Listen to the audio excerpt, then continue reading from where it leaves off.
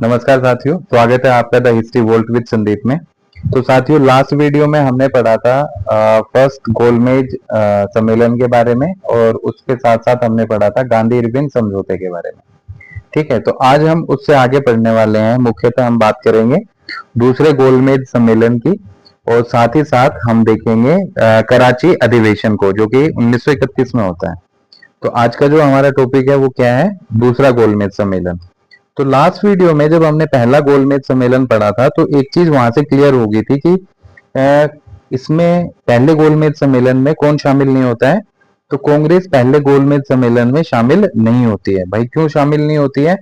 तो शामिल इसलिए नहीं होती है कि जो गांधी जी हैं, उन्होंने भारत में सविनय अवज्ञा आंदोलन शुरू किया हुआ था, और इसी के चलते कांग्रेस पहले गोलमेज सम्मेलन में शामिल नहीं होती है, और गांधी जी पहले गोलमेज सम्मेलन के समय जेल में होते हैं। ठीक है, और साथ ही साथ हमने ये पढ़ा था कि ये वाला जो गोलमेज सम्मेलन था, इस गोलमेज सम्मेलन में जो ब्रिटेन के प्रधानमंत्री थे वो रैमजे मैकडोनाल्ड थे, भारत का वायसराय लॉर्ड इरविन था, और ब्रिटेन के जो सम्राट थे उनका नाम था जॉर्ज पंचम। भारत सचिव की बात करें तो भारत सचिव उस समय कौन था? इस सवाल का जवाब आप देंगे, क्योंकि मैंने आपको लास्ट वीडियो में बताया था। तो कमेंट करके बताएं कि पहले गोलमेज सम्मेलन के समय भारत का सचिव कौन था। ठीक है, तो पहला गोलमेज सम्मेलन हो जाता है।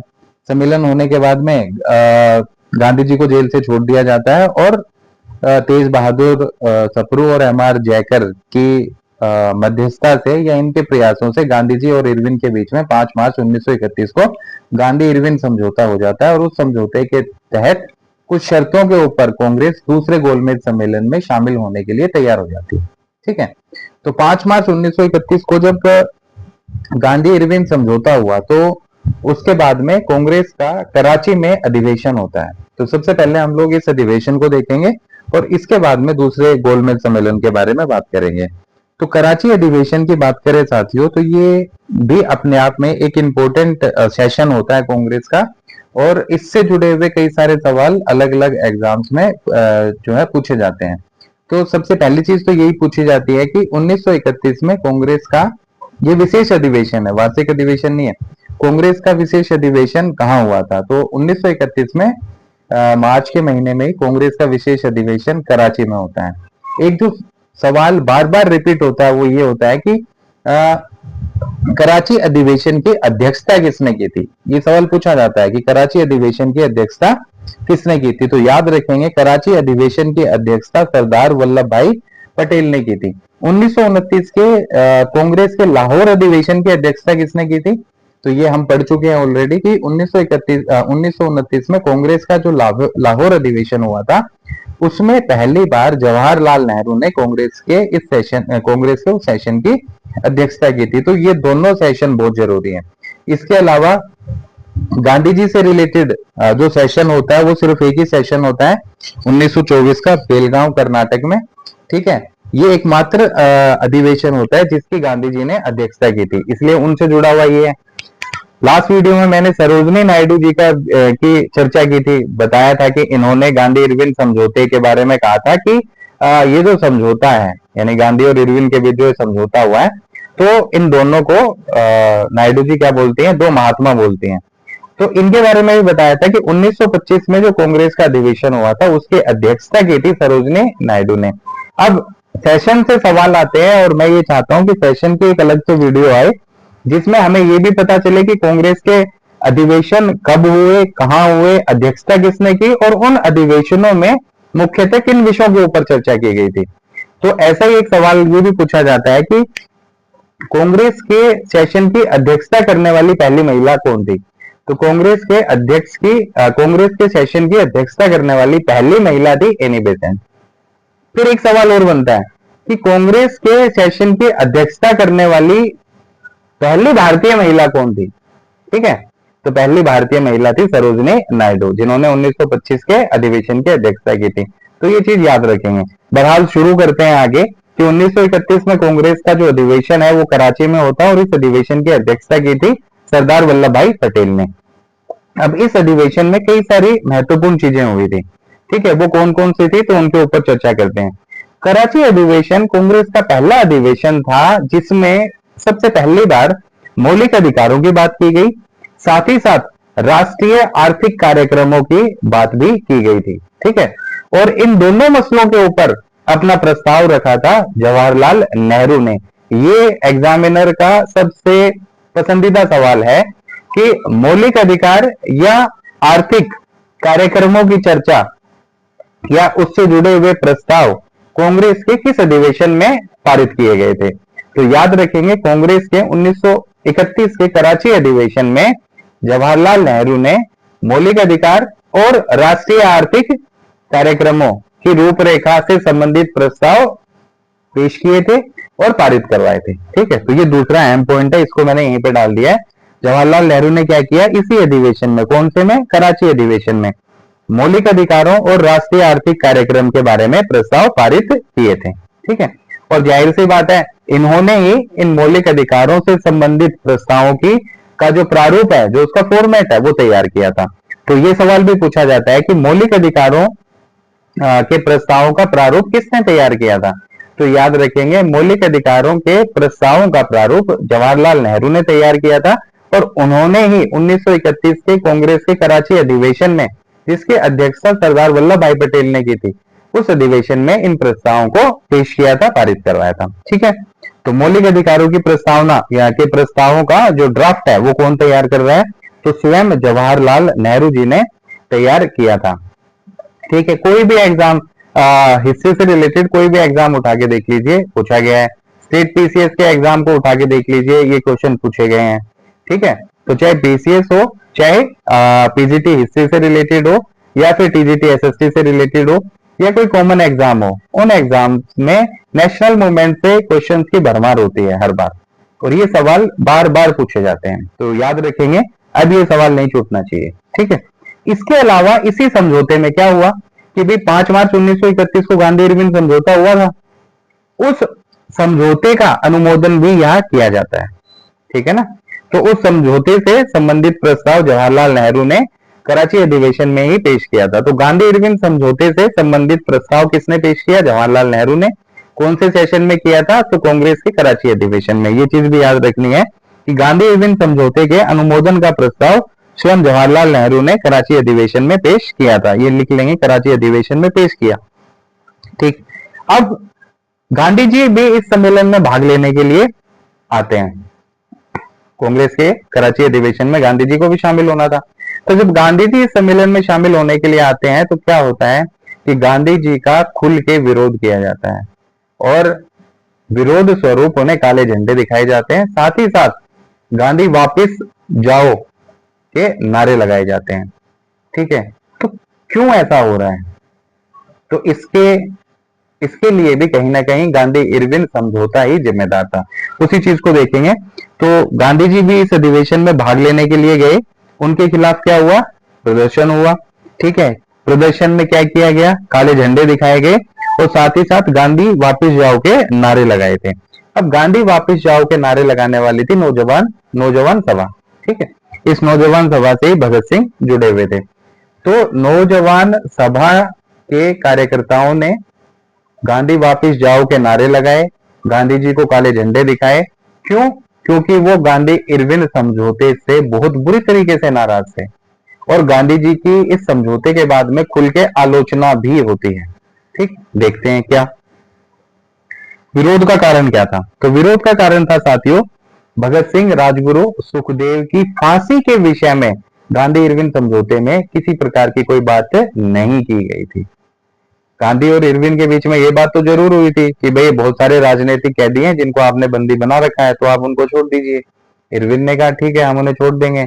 लेकिन इस समझौते में भगत सिंह, राजगुरु और सुखदेव के विषय में किसी प्रकार की कोई चर्चा नहीं की गई थी। इसलिए नौजवान सभा के कार्यकर्ता, साथ ही साथ कांग्रेस में जो वामपंथी कार्यकर्ता थे, इन सभी ने गांधी जी का विरोध किया था और खुल के आलोचना की थी। तो ये जो एक समझौता है, ये समझौता गांधी जी के ऊपर कुछ प्रश्न चिन्ह भी लगाता है। ठीक है, तो विरोध का कारण था गांधी इरविन समझौता, जिसमें भगत सिंह, राजगुरु और सुखदेव की रिहाई के बारे में कोई भी बात नहीं कही गई थी। अगर उस समय जब लॉर्ड इरविन झुक रहा था, वो सारी चीजें मान रहा था, तो वहां पे गांधी जी इस चीज को रखते तो शायद उसका रिजल्ट कुछ और हो सकता था। लेकिन कहते हैं कि उन्होंने ऐसा नहीं किया, तो उसके चलते इनका खुल के विरोध किया गया था। और सबसे बड़ी बात यह है कि 23 मार्च 1931 को इन तीनों वीर क्रांतिकारियों को फांसी हो गई थी। किसे? भगत सिंह, राजगुरु और सुखदेव को 23 मार्च 1931 को फांसी दे दी गई थी। तो यही कारण है कि इस समझौते के चलते और इन तीन वीर क्रांतिकारियों को लेके गांधी जी का कोई स्टेप ना उठाने को लेके गांधी जी की हमेशा ही आलोचना होती रही है। याद रखेंगे। तो इन तीनों को फांसी कब होती है? तो इन तीनों क्रांतिकारियों को फांसी होती है 23 मार्च 1931 को। और नौजवान सभा के जो सदस्य थे वो इसलिए विरोध कर रहे थे क्योंकि गांधी जी ने जब इरविन के साथ समझौता किया तो उस समझौते में इन तीनों महान क्रांतिकारियों के रिहाई के विषय में किसी प्रकार की कोई चर्चा नहीं की गई थी, कोई समझौता नहीं किया गया था, कोई शर्त नहीं रखी गई थी। ठीक है। तो इसी के चलते कराची अधिवेशन में जब गांधी जी शामिल होने के लिए जाते हैं तो उनका खुल के विरोध किया जाता है। और विरोध करने वाले नौजवान सभा के सदस्य थे, साथ ही साथ जो कांग्रेस के सदस्य भी थे लेकिन वामपंथ की विचारधारा को मानने वाले थे, उन्होंने भी गांधी जी का विरोध किया। और इसके अलावा भारतीय जो युवा वर्ग था उसने भी गांधी जी का विरोध किया था। ठीक है। लेकिन इसी अधिवेशन में इतने विरोध के बावजूद गांधी जी ने जो है गांधी जी इसमें शामिल होते हैं और एक अपना स्टेटमेंट देते हैं। वो कहते हैं कि वो सबसे बड़ा जो स्टेटमेंट है वो यही है कि भाई गांधी मर सकता है लेकिन गांधीवाद सदा जीवित रहेगा। कहने का मतलब है कि भाई गांधी गांधी चले जाए कोई फर्क नहीं पड़ता, लेकिन जो उसकी विचारधारा है, जो उनकी विचारधारा है, वो विचारधारा हमेशा जीवित रहनी चाहिए। अब विचारधारा की बात करें तो अहिंसा के पुजारी थे गांधी जी। तो इसी के चलते शायद उनकी विचारधारा बीच में आ रही थी कि वो इन तीनों के बारे में बात नहीं कर पाए।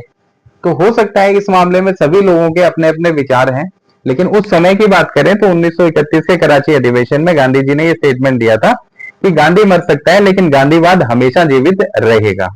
ठीक। तो ये कराची अधिवेशन की कुछ खूबियां थी। पहली चीज, इसके अध्यक्षता सरदार वल्लभ भाई पटेल ने की। दूसरी बात अगर करें तो इसी अधिवेशन में पहली बार मौलिक अधिकार और राष्ट्रीय आर्थिक कार्यक्रमों की रूपरेखा से संबंधित प्रस्ताव रखे गए। इन प्रस्तावों को रखा जवाहरलाल नेहरू ने। इन प्रस्तावों का प्रारूप तैयार किया जवाहरलाल नेहरू ने। और इसी कराची अधिवेशन में, अच्छा ये अधिवेशन भी 27 मार्च के आसपास होता है। ठीक है। और इससे पहले 23 मार्च 1931 को भगत सिंह, राजगुरु और सुखदेव को फांसी हो जाती है।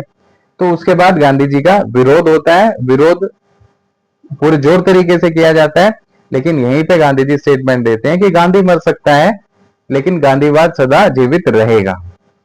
तो ये सवाल भी पूछा जाता है कि कौन से अधिवेशन में गांधी जी ने यह बात कही थी? तो ये कराची अधिवेशन में बात कही गई थी। ठीक है। तो अध्यक्ष सरदार वल्लभ भाई पटेल हैं। प्रस्ताव जवाहरलाल नेहरू ने रखे। ये प्रस्ताव मौलिक अधिकार से जुड़े थे, राष्ट्रीय आर्थिक कार्यक्रम से जुड़े हुए थे और गांधी इरविन समझौते से जुड़े हुए थे। ठीक है। तो ये चीज हम याद रखने वाले हैं। अब हम बात करेंगे, हाँ, इसी अधिवेशन में गांधी जी ने क्या कहा था? गांधी मर सकता है पर गांधीवाद सदा जीवित रहेगा। अब हम बात करेंगे दूसरे गोलमेज सम्मेलन की। तो गांधी इरविन समझौता कब हुआ था? याद है किसी को? 5 मार्च 1931। तो इस समझौते में सबसे पहली शर्त यही थी कि भाई कांग्रेस जो है वो सविनय अवज्ञा आंदोलन को खत्म कर दे। इरविन ने ये कहा था। गांधी जी ने कहा ठीक है, हम इस बात को मान लेते हैं। तो सविनय अवज्ञा आंदोलन को खत्म नहीं किया गया, उसको होल्ड पे पोस्टपोन कर दिया गया। ठीक। उसके बाद दूसरी शर्त यही थी इरविन की कि भाई आपको गोलमेज सम्मेलन में भाग लेना चाहिए।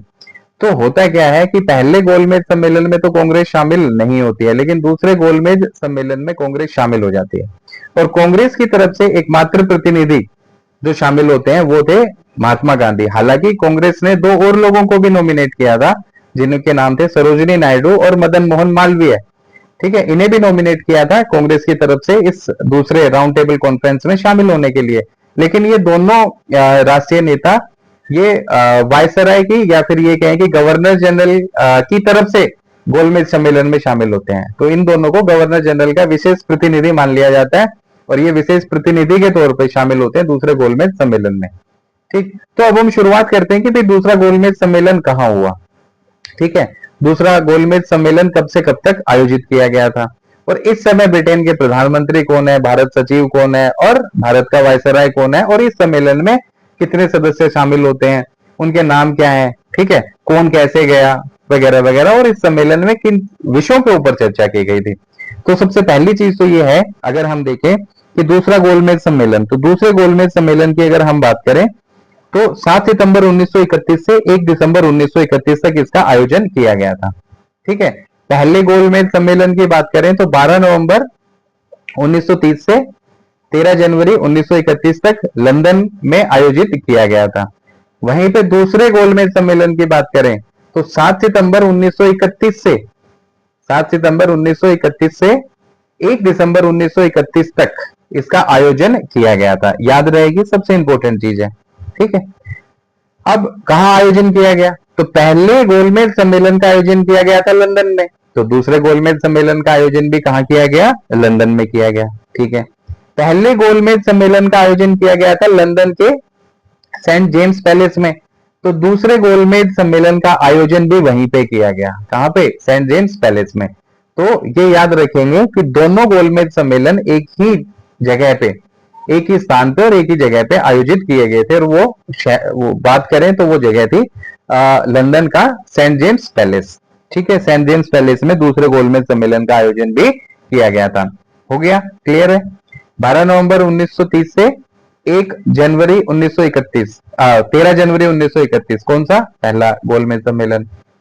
दूसरा गोलमेज सम्मेलन की अगर बात करें तो 7 सितंबर 1931 से लेके 1 दिसंबर 1931, जगह लंदन, लंदन में भी कहा, सेंट जेम्स पैलेस में। ठीक है, अब इस समय की अगर हम बात करें तो ब्रिटेन के प्रधानमंत्री कौन थे।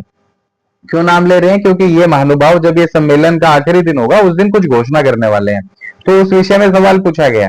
ठीक है, तो ब्रिटेन के प्रधानमंत्री का नाम था रैमजे मैकडोनाल्ड। तो पहले गोलमेज सम्मेलन के समय ब्रिटेन का प्रधानमंत्री कौन था, कोई और था क्या, क्लीमेंट एटली था। साइमन कमीशन हमने पढ़ा था, साइमन कमीशन के जो 7 सदस्य थे उन 7 सदस्यों में से एक सदस्य क्लीमेंट एटली था, और क्लीमेंट एटली भी ब्रिटेन का प्रधानमंत्री बनता है, लेकिन अभी नहीं, बहुत बाद में जाके चर्चा करेंगे उस विषय में। तो पहले और दूसरे दोनों गोलमेज सम्मेलन के समय ब्रिटेन का प्रधानमंत्री रैमजे मैकडोनाल्ड ही था।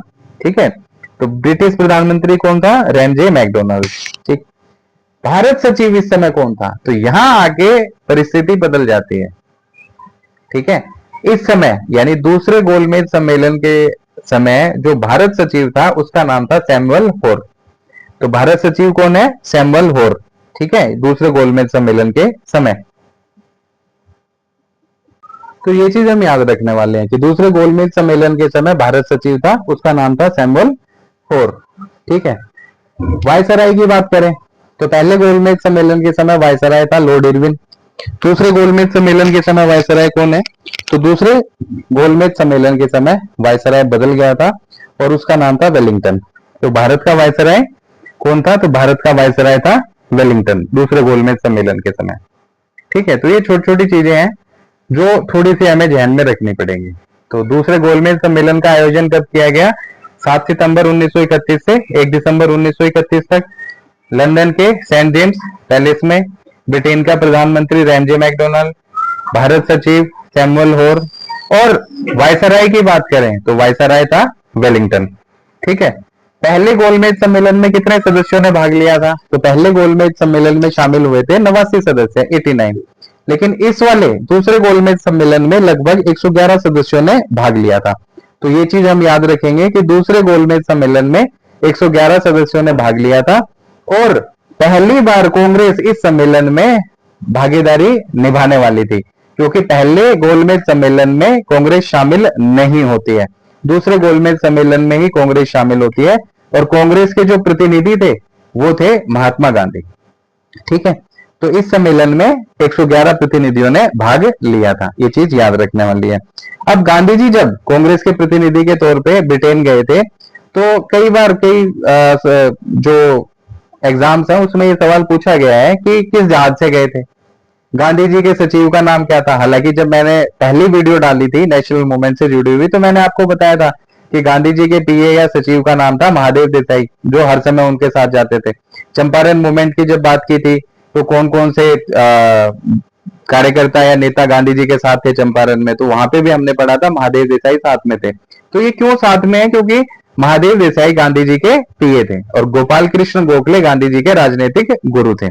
तो जब इस सम्मेलन में, दूसरे गोलमेज सम्मेलन में भाग लेने के लिए गांधी जी लंदन जाते हैं, तो उस समय उन्होंने जिस जहाज से यात्रा की थी उस जहाज का नाम था SS राजपुताना, और इस जहाज में गांधी जी अपने सचिव महादेव देसाई के साथ में गए थे। ठीक, तो ये चीज याद रखेंगे कि दूसरे गोलमेज सम्मेलन में भाग लेने के लिए गांधी जी किस जहाज से गए थे, तो उसका नाम था SS राजपुताना। इस जहाज से जाते हैं लंदन, और इनके सचिव क्या नाम है उनका? महादेव देसाई। तो इनके सचिव महादेव देसाई भी इनके साथ में दूसरे गोलमेज सम्मेलन में भाग लेने के लिए जाते हैं। आगे अगर देखें तो गांधी जी के बारे में मैंने बताया कि गांधी जी कांग्रेस के क्या थे?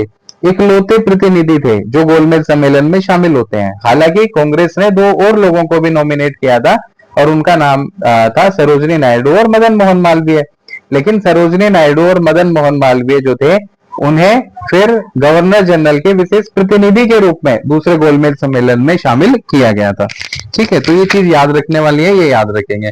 जब गांधी जी लंदन पहुंचे, गांधी जी जब लंदन पहुंच जाते हैं दूसरे गोलमेज सम्मेलन में शामिल होने के लिए, तो ये कांग्रेस के एकमात्र प्रतिनिधि थे, एकमात्र प्रतिनिधि के तौर पे शामिल होते हैं। तो ये याद रखेंगे कि कांग्रेस के प्रतिनिधि दूसरे गोलमेज सम्मेलन में कौन थे? तो कांग्रेस के प्रतिनिधि दूसरे गोलमेज सम्मेलन में महात्मा गांधी थे। ठीक है, हालांकि सरोजिनी नायडू और मदन मोहन मालवीय हमें ऑप्शन में मिलेंगे, तो हमारे दिमाग में यही आएगा कि भाई शामिल तो ये भी होते हैं। लेकिन ये याद रखेंगे कि इस दूसरे गोलमेज सम्मेलन में सरोजिनी नायडू और मदन मोहन मालवीय कांग्रेस की तरफ से शामिल ना होके इनको शामिल किया गया था गवर्नर जनरल के विशेष प्रतिनिधि के रूप में। ठीक है, तो ये कंफ्यूजन नहीं होनी चाहिए। जब ये पहुंचते हैं लंदन, तो इनको ठहराया जाता है किंग्सले हॉल में। लंदन के किंग्सले हॉल में गांधी जी ठहरते हैं दूसरे गोलमेज सम्मेलन के टाइम में। और ये चीज मैं आपको बता चुका हूं कि सरोजिनी नायडू और मदन मोहन मालवीय ये शामिल होते हैं दूसरे गोलमेज सम्मेलन में, लेकिन किस रूप में? एक विशेष प्रतिनिधि के रूप में इन्हें शामिल किया गया था। तो भाई किसके प्रतिनिधि थे? तो ये गवर्नर जनरल के, भारत के गवर्नर जनरल के, या योग है वायसराय। ठीक है, तो भारत के वायसराय या गवर्नर जनरल के विशेष प्रतिनिधि के रूप में सरोजिनी नायडू और मदन मोहन मालवीय दूसरे गोलमेज सम्मेलन में भागीदारी निभाते हैं।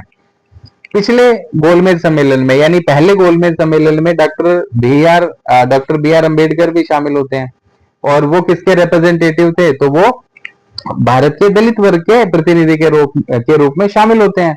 तो अंबेडकर साहब इस सम्मेलन में भी शामिल होने के लिए जाते हैं, और ये जिस जहाज से गए थे उसका नाम था SS कांटेरासो। तो SS कांटेरासो जहाज से लंदन जाने वाले अंबेडकर साहब थे। SS राजपुताना से लंदन जाने वाले जो राष्ट्रीय नेता थे वो महात्मा गांधी थे। ठीक है, तो डॉक्टर BR अम्बेडकर ये SS कांटेरासो जहाज से लंदन पहुंचते हैं, और दलित वर्ग का प्रतिनिधित्व इन्होंने पहले दूसरे दोनों गोलमेज सम्मेलन में किया। ठीक, तो ये चीज याद रखेंगे। महिलाएं कितनी शामिल हुई थी? भाई महिलाओं का प्रतिनिधित्व किसने किया?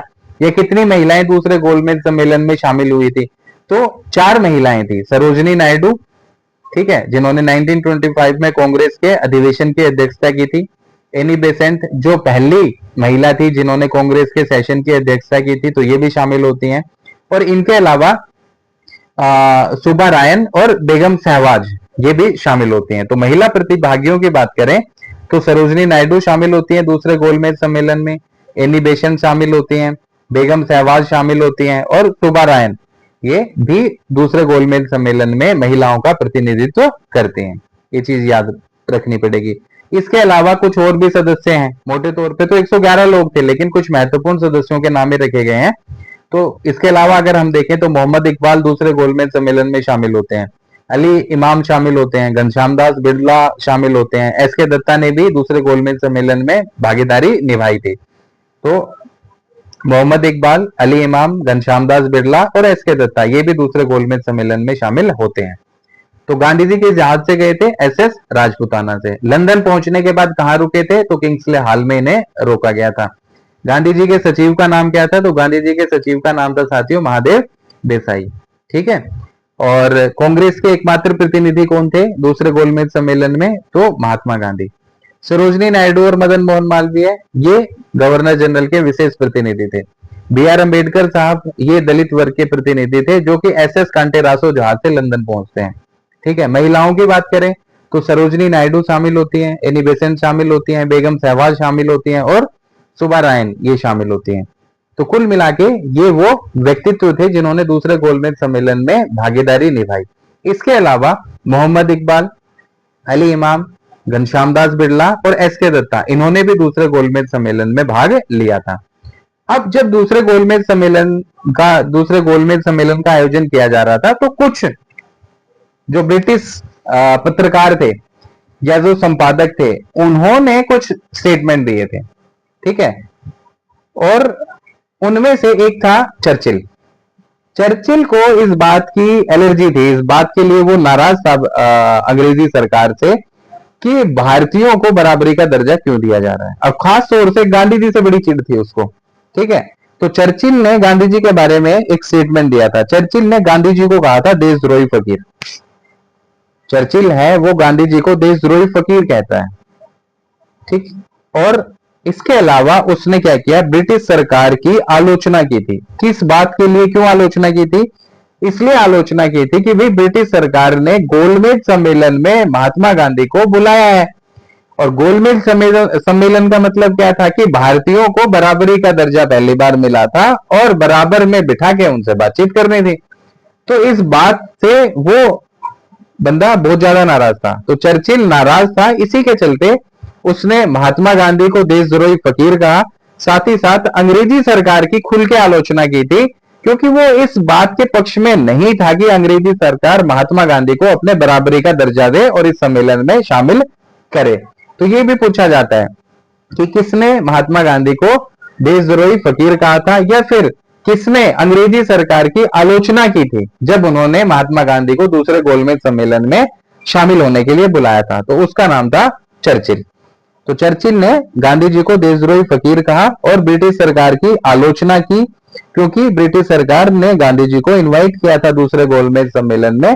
तो गांधी जी को बराबरी का दर्जा दिया गया, इसलिए चर्चिल नाराज था और उसने अंग्रेजी सरकार की भी आलोचना की और ये गुस्सा गांधी जी के ऊपर निकाला और कहा कि भाई ये तो देशद्रोही फकीर है। ठीक। इसके अलावा फ्रैंक मोरिस की बात करें तो फ्रैंक मोरिस ने महात्मा गांधी जी को अर्धनग्न फकीर कहा था। ठीक है। पर इसका स्टेटमेंट कहीं ना कहीं पॉजिटिव था। इसने ये कहा था कि लाठी लिए हुए, धोती पहने हुए एक अर्धनग्न फकीर ने पूरी की पूरी अंग्रेजी हुकूमत को नचा रखा था। ठीक है। मतलब इस इंसान को अगर दूसरे गोलमेज सम्मेलन में बुलाया गया है तो इसका मतलब कोई छोटी मोटी हस्ती नहीं है, लेकिन उनके पहनावे को देखते हुए, उनके शरीर को देखते हुए ये स्टेटमेंट फ्रैंक मोरिस देता है कि महात्मा गांधी क्या है, महात्मा गांधी के लिए क्या कहा कि भाई ये अर्धनग्न फकीर है। तो फ्रैंक मोरिस ने गांधी जी को अर्धनग्न फकीर कहा था। ठीक।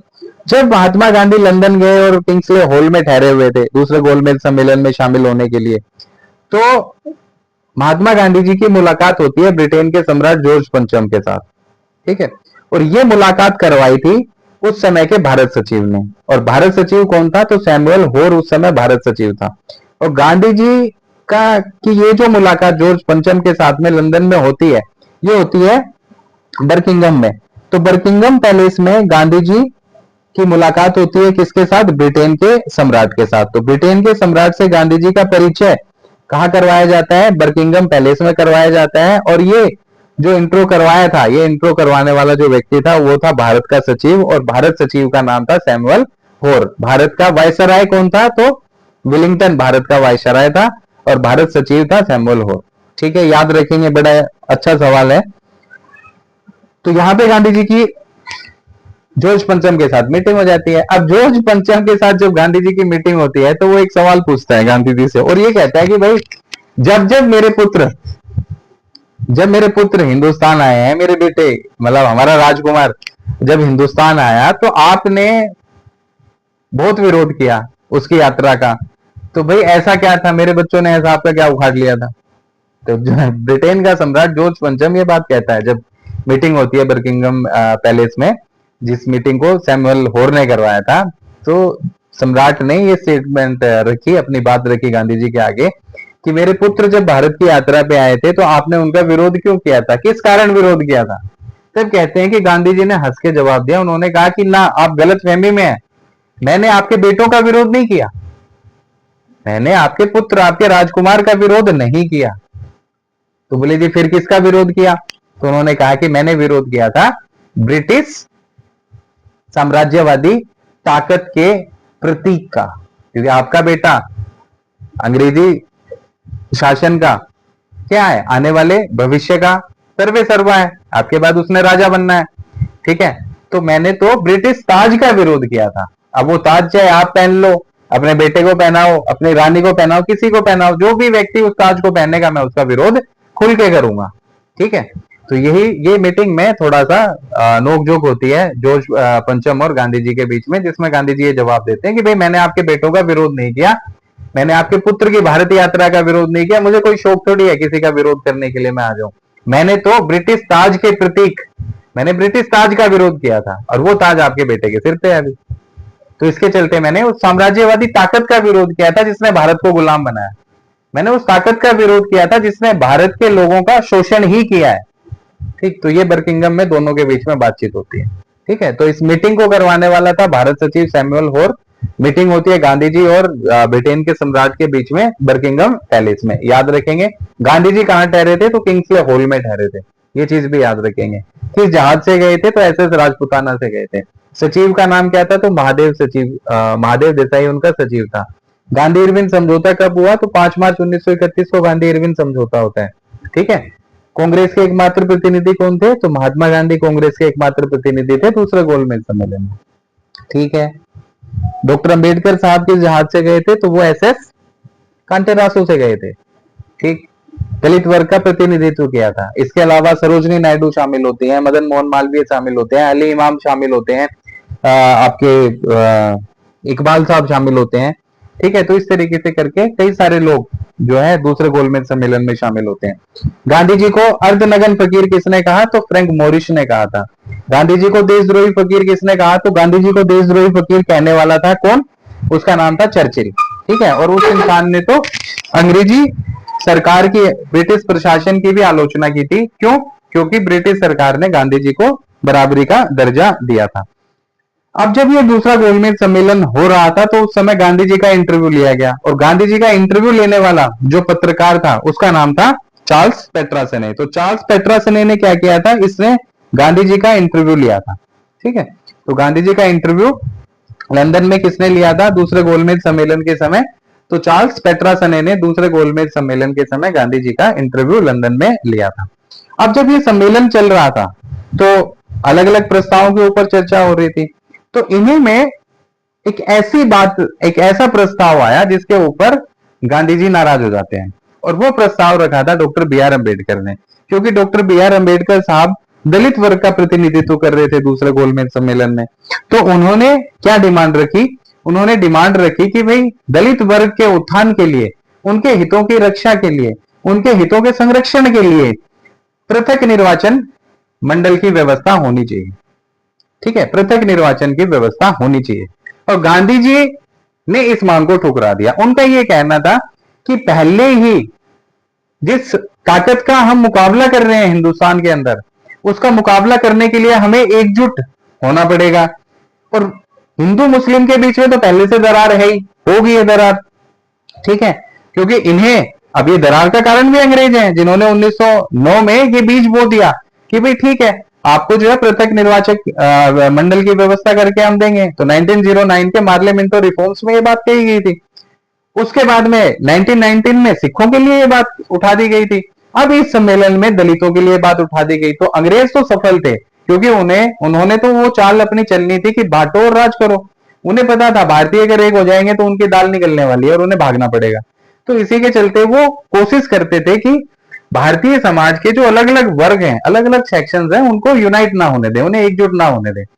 तो अंबेडकर साहब ने ये बात रखी कि भाई इनके हितों की सुरक्षा के लिए हमारे लिए भी ये व्यवस्था होनी चाहिए। गांधी जी ने इस मांग को ठुकरा दिया। उन्होंने कहा कि नहीं, जो सोसाइटी है, जो समाज है, अब उसमें हिंदू हिंदू के बीच में बंटवारा नहीं किया जा सकता है। हाँ, हम कोई और अल्टरनेट ऑप्शन निकाल लेंगे, लेकिन क्योंकि ये बात वहां रखी गई, गांधी जी ने इस मांग को ठुकरा दिया और उसके बाद में कहते हैं कि इसी ये जो सांप्रदायिक निर्वाचन प्रणाली की व्यवस्था थी, इसी को लेके बाद में फिर क्या हुआ कि दूसरा गोलमेज सम्मेलन समाप्त कर दिया गया था। लेकिन सम्मेलन समाप्त होता है 1 दिसंबर 1931 को। 1 दिसंबर 1931 के दिन ही ब्रिटेन के प्रधानमंत्री, कौन था इस समय ब्रिटेन का प्रधानमंत्री, बताया मैंने? तो 1 दिसंबर 1931 के दिन ब्रिटेन के प्रधानमंत्री, जिसका नाम था रैमजे मैकडोनाल्ड, उसने घोषणा कर दी थी। क्या घोषणा की? उसने घोषणा की दो नए प्रांतों के गठन की, कि भारत में दो नए प्रांत बनाए जाएंगे। और वो दो नए प्रांत कौन कौन से होंगे? तो एक सिंध नया प्रांत होगा और एक उत्तर पश्चिमी सीमा प्रांत होगा। ठीक है, अब इन दोनों के बारे में क्यों ऐसे अचानक से बात आ गई, तो थोड़ा पीछे चलते हैं, नेहरू रिपोर्ट 1928 की, उसमें ये चीज रखी गई थी कि भाई सिंध एक नया प्रांत बनना चाहिए। क्यों? क्योंकि सिंध बंबई का हिस्सा है, बंबई में शामिल है, तो बंबई से अलग करके सिंध को एक नया प्रांत बना दिया जाए। दूसरी बात, सभी प्रांतों के साथ समान बात करनी है, नेहरू रिपोर्ट में ये बात रखी गई थी। तो फिर क्या हो कि जो उत्तर पश्चिमी सीमा प्रांत है भाई, उसके साथ भी एक प्रांत जैसा बर्ताव होना चाहिए, उसे भी एक प्रांत का, स्वायत्त प्रांत का दर्जा दिया जाना चाहिए। तो ये दोनों घोषणा हो जाती है। याद रखिएगा, बड़ा इंपॉर्टेंट क्वेश्चन है कि दूसरे गोलमेज सम्मेलन के समय किन दो नए प्रांतों के गठन की घोषणा की गई थी? तो दूसरे गोलमेज सम्मेलन के समय सिंध और उत्तर पश्चिमी सीमा प्रांत, ये दो नए प्रांतों के गठन की घोषणा की गई थी। और पूछा जाए कि ये घोषणा किसने की थी, तो ये घोषणा की थी ब्रिटेन के प्रधानमंत्री ने। और पूछा जाए कि उसका नाम क्या था, तो उसका नाम था रैमजे मैकडोनाल्ड। याद रखेंगे। तो 1 दिसंबर 1931 को क्या हुआ? ब्रिटेन के प्रधानमंत्री ने सिंध और उत्तर पश्चिमी सीमा प्रांत के गठन की घोषणा कर दी थी। ठीक है, तो ये एक चीज इसमें थी। साथ ही साथ मैंने आपको बताया कि भाई दूसरा गोलमेज सम्मेलन जो है वो समाप्त हो जाता है कब? 1 दिसंबर 1931। शुरू कब हुआ? 7 सितंबर 1931। तो अवधि क्या है कुल? 7 सितंबर 1931 से 1 दिसंबर 1931। आयोजन कहां हुआ? लंदन में। कहां पे? सेंट जेम्स पैलेस में। ठीक है, ब्रिटिश प्रधानमंत्री रैमजे मैकडोनाल्ड, जो 1 दिसंबर 1931 को घोषणा करता ही है। भारत सचिव सैमुअल होर, भारत का वायसराय विलिंगटन। ठीक है, तो सांप्रदायिकता वाला मुद्दा यहां उठ गया था। यानी जो पृथक निर्वाचन मंडल की बात की जा रही थी कि पहले मुस्लिम के लिए, मुस्लिम समुदाय के लिए उठी, फिर सिख समुदाय के लिए उठी, अब दलितों के लिए मांग की जा रही थी। तो गांधी जी को ये लग रहा था कि आने वाले समय में क्या होगा, ये अंग्रेज अपनी चाल में सफल हो जाएंगे और ये भारतीय समाज को एकजुट ही नहीं रहने देंगे। जब एकजुट नहीं रहने देंगे तो हम इनसे लड़ेंगे कैसे, संघर्ष कैसे करेंगे? तो गांधी जी का यही मानना था कि अगर अंग्रेजों से आजादी प्राप्त करनी है तो भारतीय समाज को एकजुट होना पड़ेगा। अब उसमें कोई हिंदू, कोई मुस्लिम, कोई सिख, कोई ईसाई के तौर पे शामिल ना हो, भारतीय के तौर पे शामिल हो, तब तो बात बन सकती है। अगर समाज के हिस्से अलग अलग हो जाएंगे तो अंग्रेज क्या करेंगे? अलग कर दिया सभी को, अलग करने के बाद में कि एक दूसरे के खिलाफ ही हमें कर देंगे। तो बजाय अंग्रेजों के खिलाफ लड़ने, हम लोग आपस में ही लड़ते रहेंगे। और जब आपस में लड़ते रहेंगे तो इनसे आजादी कैसे मिलेगी? तो ये बात थी। तो इसी के चलते क्या हुआ, जो दूसरा गोलमेज सम्मेलन था वो सांप्रदायिक निर्वाचन पर प्रतिरोध या गतिरोध के कारण 1 दिसंबर 1931 को समाप्त कर दिया गया था। ठीक है, जब ये सम्मेलन समाप्त हुआ और गांधी जी ने डिसाइड किया कि now I have to go back to India, मुझे वापस जाना है, तो उसी टाइम कहा जाता है कि गांधी जी की मुलाकात एक अधिनायकवाद से भी हुई थी, एक डिक्टेटर से भी हुई थी। और वो डिक्टेटर था इटली से। ठीक है, और इटली के उस डिक्टेटर का नाम था मुसोलिनी। तो कहते हैं कि गांधी जी ने सम्मेलन से लौटते समय इटली के मुसोलिनी से भी बात की थी। जर्मनी का हिटलर और इटली का मुसोलिनी, ये क्या है? डिक्टेटर थे। ठीक है, तानाशाह थे। तो इटली के मुसोलिनी से मुलाकात कौन करता है? महात्मा गांधी जी। कब करते हैं? दूसरे गोलमेज सम्मेलन से लौटते समय। ठीक है, अब गांधी जी, अब ये सम्मेलन समाप्त हो गया 1 दिसंबर 1931 को। गांधी जी जो है सम्मेलन को छोड़ छाड़ के वापस भारत आ जाते हैं और ये बंबई पहुंचते हैं। तो बंबई पहुंचने के बाद इन्होंने 28 दिसंबर 1931 को बंबई में जब ये वापस आ गए तो इन्होंने स्टेटमेंट दिया, भारत के लोगों को संबोधित किया और कहा कि भाई मैं खाली हाथ वापस लौटा हूं। यानी आपने बहुत उम्मीदों के साथ मुझे लंदन भेजा था कि वहां जाके कुछ समाधान लेके आएंगे। ठीक है, तो मैं तो खाली हाथ लौटा हूं, मेरे हाथ एकदम खाली हैं। लेकिन जिस जिम्मेदारी के साथ आपने भेजा था कि ये जो राष्ट्रीय ध्वज है ये झुकना नहीं चाहिए, इसके सम्मान के साथ किसी प्रकार का कोई समझौता नहीं होना चाहिए, उसके साथ मैंने किसी प्रकार का कोई खिलवाड़ नहीं होने दिया, हालांकि मैं खुद खाली हाथ लौटा हूं। तो ये स्टेटमेंट गांधी जी देते हैं कब? 28 दिसंबर 1931 को बंबई पहुंचने के बाद में। और उन्होंने क्या कहा कि वे खाली हाथ वापस लौटे हैं, लेकिन जो ध्वज उनको सौंपा गया था उसको उन्होंने झुकने नहीं दिया, उसके मान सम्मान के साथ उन्होंने किसी प्रकार का कोई समझौता नहीं होने दिया। अब गांधी जी वापिस आ गए, वापिस आने के बाद में इन्होंने सिविल डिसोबीडियंस मूवमेंट फिर से शुरू कर दिया, क्योंकि ये मूवमेंट खत्म तो किया नहीं गया था, पोस्टपोन कर दिया गया था कुछ समय के लिए, ताकि पता चले कि भाई राउंड टेबल कॉन्फ्रेंस में क्या क्या चीजें होने वाली है। तो इसी के चलते 1932 में फिर से इन्होंने सिविल डिसोबीडियंस मूवमेंट शुरू किया, जो कि 1934 में खत्म हो जाएगा, ठीक है। लेकिन अब ये जो दूसरे, जैसे इन्होंने सिविल डिसोबीडियंस मूवमेंट शुरू किया, अंग्रेज फिर अपनी उसी हरकत पे आ गए। उन्होंने क्या किया? सबसे पहले कांग्रेस को बैन कर दिया, कांग्रेस की एक्टिविटीज को बैन कर दिया, and they started to arrest the leaders of Congress. उन्होंने कांग्रेस के लीडर्स को अरेस्ट करना शुरू कर दिया। तो वही अपने हरकत पे आ गए। और यही चीज मैंने आपको बताई थी गांधी इरविन समझौते के समय, कि इरविन की अभी मजबूरी है। मजबूरी क्या है? कि उसे गांधी जी को मनाना है, ठीक है। गांधी जी रूठे हुए अंग्रेजों से, उन्हें मनाना है। और किस चीज के लिए? कि भाई गांधी जी कैसे ना कैसे करके तैयार हो जाए सेकंड राउंड टेबल कॉन्फ्रेंस में शामिल होने के लिए। तो उसके बाद क्या होगा? जैसे इनका काम निकलेगा ये अपने उसी पे फिर आ जाएंगे। तो जैसे इनका काम निकला, क्या किया इन्होंने?